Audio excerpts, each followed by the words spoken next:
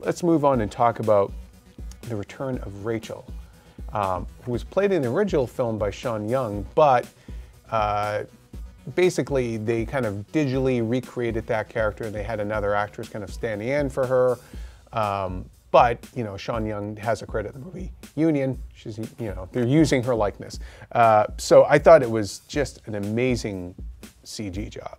You guys, and assuming that you did see the movie and you're not just watching this for the blow by blow, I'm sure you guys would probably agree with me when I say that that is the best computer generated face or person I've ever seen. Just like, the suspension of disbelief was broken, not because I didn't believe that it was human. I was just having so much trouble registering that face and being like, oh my, but I know it's CG, but it looks so real. And well, the people, it broke me. If you haven't seen the original Blade Runner and you go to see that, I don't think your eyes gonna, there's not an uncanny valley moment. No, you know, where you're like, know. Yeah, it wasn't even like in Rogue One where, you know, you see Leia at the end or something like, you know, Princess Leia at the end, and he sort of, you know, pulls you out of it, or the Tarkin face. It was none of that. This was incredibly well done. Yeah. And it was. I think it works too on a weird level, because knowing that that's not really young Sean Young in there, knowing that there is an artificiality to it, works because she's a replicant. So it's real, but it's not quite real. So it just works for this movie. It did, you know? What did you think of the sort of mind game that Neander Wallace, Jared Leto's character, was playing with Deckard in that scene of, like, you know, maybe you were just programmed that way to love her. Maybe your love's not even real. Like, he's really messing with him.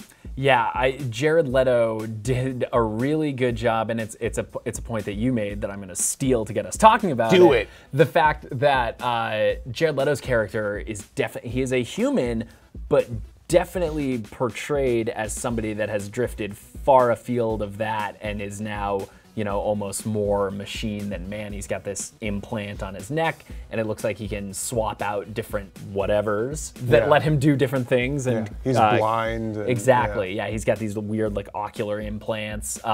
So yeah, it was really interesting seeing that sort of dance between. And I do think it lends credence to your thinking that Deckard is a replicant, because that sort of tete-a-tete is more interesting if. Look at if this he's guy. Oh, I know French. I don't. Mon Dieu. Yeah. So I think that it would be more interesting if Wallace is this human that's more robotic against Deckard, who's robot but more human. Yeah. But I'll take a break from shooting my own opinion in the foot to go back to your question, which was what I thought of that sort of showdown. And it was definitely one of the more intense scenes in the movie, and ended in such an interesting, like, fun way where, you know, Deckard just goes like, her eyes were green, and they just blow the replicant's head off. It's just like, wow. Be sure to check out our review of the movie and watch Harrison Ford talk to us about whether or not it even matters if Deckard is a replicant. And as always, be sure to follow and subscribe wherever you like to watch IGN.